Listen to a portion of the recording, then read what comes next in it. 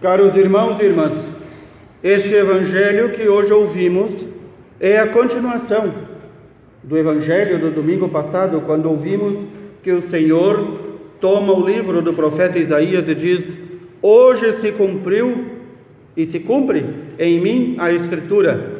Ou seja, foi enviado para evangelizar os pobres, curar os doentes, libertar os oprimidos. Tudo isto que já o profeta Isaías anunciava se cumpre em nosso Senhor Jesus Cristo.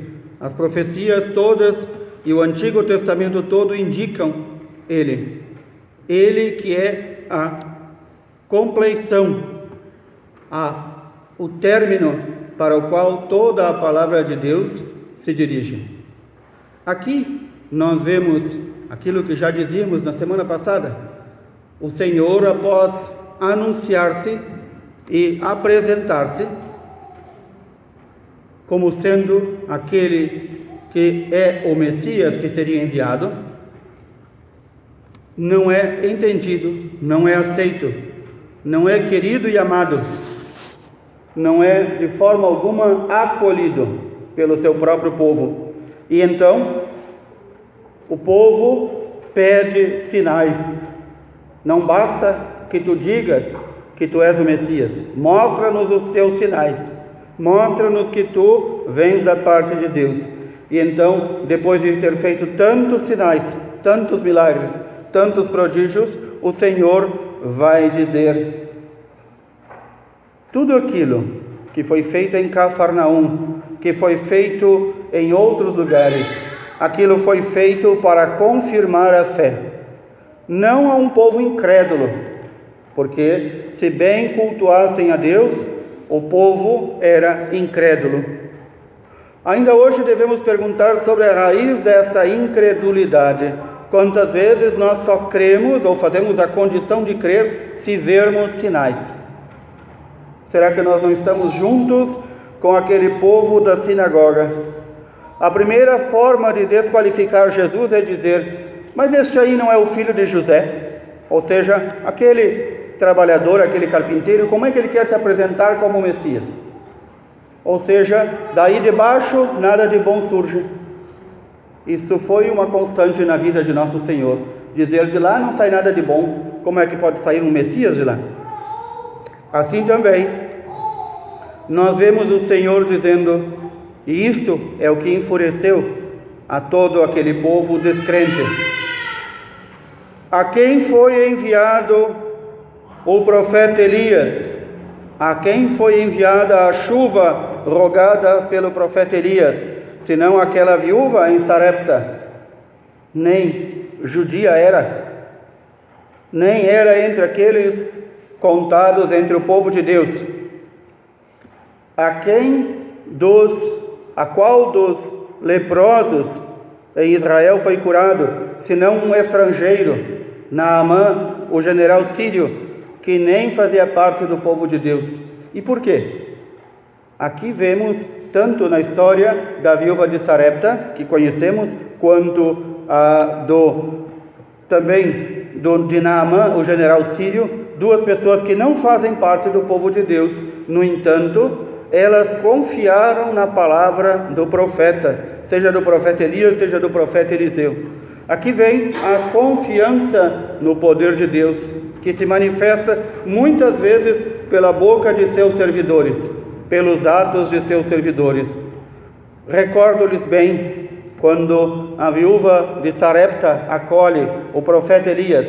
Ela diz: temos aqui o mínimo necessário, o final, as últimas gotas de óleo e as últimas gramas de farinha. Vou fazer um pão para meu filho e para mim e vamos morrer, não temos mais nada. E o profeta Elias diz: confie que Deus nos manda dizer que nem o azeite vai acabar, nem a farinha vai acabar, enquanto aguardamos as chuvas que Deus vai enviar, e enquanto tu acolhes o homem de Deus. Também, quando o profeta Eliseu diz ao general sírio: olha, para tu te curares desta lepra, tu vais e te banhes ali no Jordão, um pequeno rio que em muitos lugares não está acima da canela. Um pequeno riacho, diríamos nós, um arroio. E, no entanto, o general, primeira posição dele é dizer: mas e na minha terra, na Síria, não tem rios muito mais caudalosos, por que tem que ser nesse? E então, um dos subordinados do general lhe diz: se é tão simples assim, quanto o profeta diz, por que tu não fazes? Também na nossa vida, Deus nos diz muita coisa simples, que a nós parece tão difícil, ou que não parece ser aquilo o necessário para a nossa salvação. Já ouvi de uma pessoa que depois de muitos anos, fora de qualquer prática na igreja, quando começou a estudar o catecismo, começou a estudar a palavra de Deus, começou a conhecer esta igreja na qual todos somos inseridos e a única a qual o Senhor fundou, disse-me: eu não sabia que era tão simples ser cristão. E é a coisa mais simples do mundo. Não há nenhum mistério, não há nenhuma preparação especial ou mística necessária para ser cristão. Quantas vezes queremos tornar as coisas de Deus mais difíceis do que elas são, na sua simplicidade. Por isso também, quando nós ouvimos este hino que São Paulo escreve na carta aos Coríntios, famoso, muito famoso, mas seria melhor que não fosse tão famoso e fosse mais meditado. O capítulo 12 e o capítulo 13 da primeira carta aos Coríntios, São Paulo fala da caridade, sem a qual não há cristão. Aqui não se confunda a caridade com filantropia. É o que mais se confunde hoje em dia. Filantropia é fazer o bem ao outro. E isso, filantrópico, pode ser qualquer um, de qualquer religião. Caridade é uma virtude cristã, tipicamente cristã, e exclusivamente, digo eu, cristã. Não se encontra em qualquer outra religião ou sistema religioso. É diferente de filantropia. Por que é que se faz a caridade? E aqui vem a raiz. Nós traduzimos a palavra caritas. Recordemos aquela bela encíclica do Papa Bento XVI, Deus caritas est. Deus é caridade. Na realidade também significa caritas, amor. Deus é amor. E aqui São Paulo diz: ainda que eu soubesse falar a língua dos anjos, se eu não tiver a caridade, de nada se me aproveita. Ainda que eu tivesse o dom da profecia, ainda que eu conhecesse todos os mistérios e toda a ciência, ainda assim, se eu não tiver caridade, nada se me aproveita. Ainda que eu gastasse todos os meus bens para dar aos pobres, vejam a diferença. Não é dar aos pobres ou ajudar o outro por ajudar, isso é filantropia. Se eu não tiver a caridade, de nada me aproveita. Onde é que se distingue a caridade da filantropia? Filantropia, diz o nome, amor ao homem, amor àquele que é ser humano. Caridade significa, acima de tudo, um amor desinteressado e um amor que, segundo nosso Senhor, é feito a Ele. Quando nós ajudamos alguém como cristãos, quando fazemos caridade, é quando fazendo em nome de Cristo. Assim, o pobre que é acolhido, vestido, tratado, cuidado, não é por causa dele, não é por causa do homem, da mulher que está ali, é por causa de Cristo que está ali. De modo que a caridade suplanta tudo. Diz São Paulo: ainda que eu entregue meu corpo às chamas, ou seja, ainda que eu dê a minha vida pelo outro, ainda que eu faça o maior sacrifício da minha vida, se eu não tiver caridade, de nada se me aproveita. E aí distingue a caridade. A caridade é paciente. Quantas vezes ouvimos: eu fiz tanto pelos outros e ninguém reconheceu. Isso não é caridade, isso é filantropia. A filantropia é tratar bem ao outro enquanto homem, enquanto membro da humanidade, e esperar retorno. Isso é filantropia. A caridade é benigna, faz o bem sem olhar a quem, como diz o nosso povo. Não é invejosa. Ah, mas se eu tivesse dinheiro e ganhasse na loteria, como eu ajudaria? Isso não é caridade. Ah, mas eu vejo que o outro faz tanto. Ou então, o outro ganha e eu não ganho nada. Isso não há caridade nessa pessoa. A caridade não é vaidosa. Veja, eu ajudo esta e aquela obra. E conto para todo mundo. Caridade não é vaidosa, nem se ensoberbece. Vejam como eu sou importante, como eu ajudo tantas obras. A caridade não faz nada de inconveniente, ou seja, nada que seja para depreciar o outro. Antes é elevar o outro quando se faz a caridade, porque se está dizendo, estou fazendo porque tu é Cristo, estou fazendo porque Cristo está aí em ti. A caridade não é interesseira, não há caridade interesseira, diria até, não há nem filantropia interesseira. A caridade não se encoleriza. Quantas vezes vemos que quando fazemos a distribuição de algum víver, seja um alimento, seja uma roupa, seja algo, vemos aí pelas ruas, tudo jogado fora. E aquele que recebeu não quis, ao invés de passar para outro, jogou fora. E nós nos encolerizamos. A caridade não guarda rancor, de forma alguma, e nem se alegra com a iniquidade. Eu não posso me alegrar com o mal que sucede ao outro, nem com o mal que o outro pratica, nem com o mal que eu pratico, mas ela se regozija com a verdade.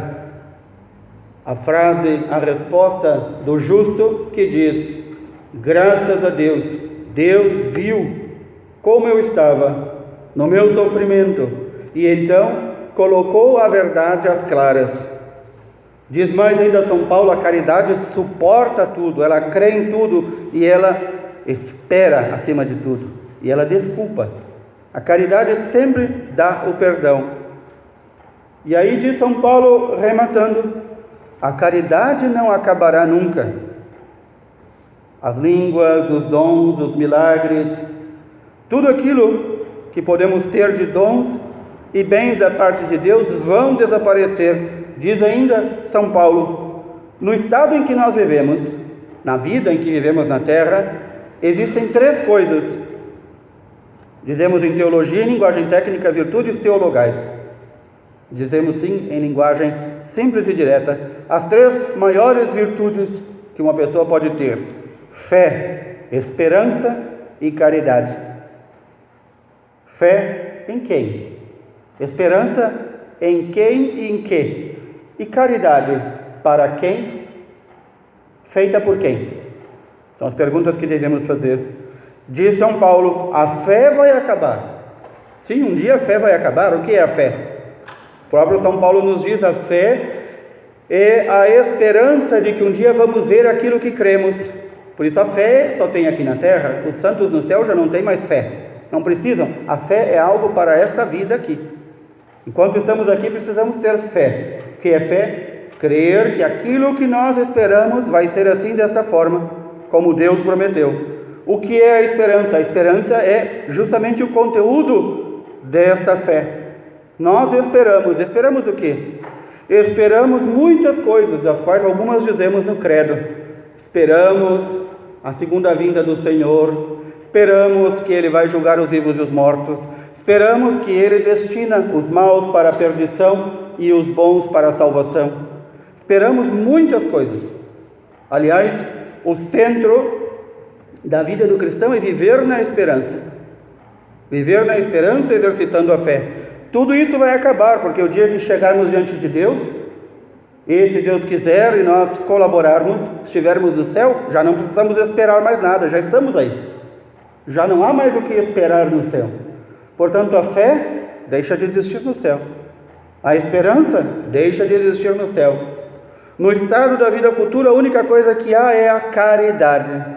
E aqui não há caridade como ato feito ao outro, mas como pleno sentido da palavra, amor. No céu, todos se amam de forma igual. Isto é o céu. Todos se amam de forma igual e todos amam a Deus e Deus os ama a todos. Isto é o céu. Contrário do inferno, no qual todos os demônios, embora estejam unidos para derrubar o homem, eles se odeiam mutuamente. E aqueles que vão para o inferno vão lá também odiar a vida inteira, a eternidade inteira. Há uma grande diferença aqui, que é uma vida de ódio. Quantas pessoas que nós tivemos talvez a desgraça de conhecer nessa vida que viveram uma vida de ódio, pois no inferno é isto, essa vida inteira de ódio. No céu, que é a meta a qual procuramos, é uma vida inteira, a eternidade inteira, uma vida sempiterna de amor. De amor, não por aquilo que tu és, nem por aquilo que tu tens, mas por tu seres quem tu és, amado de Deus. Por isso o Senhor também nos pede, esperemos, tenhamos fé, mas não esqueçamos de viver o amor. Já desde o início dos tempos, o Senhor chama aqueles a quem quer enviar. Nós ouvimos justamente hoje o Senhor falar ao profeta Jeremias: antes que tu te formasses no ventre de tua mãe, eu te conheci. Antes que tu saísses do ventre de tua mãe, eu te consagrei e fiz profeta das nações.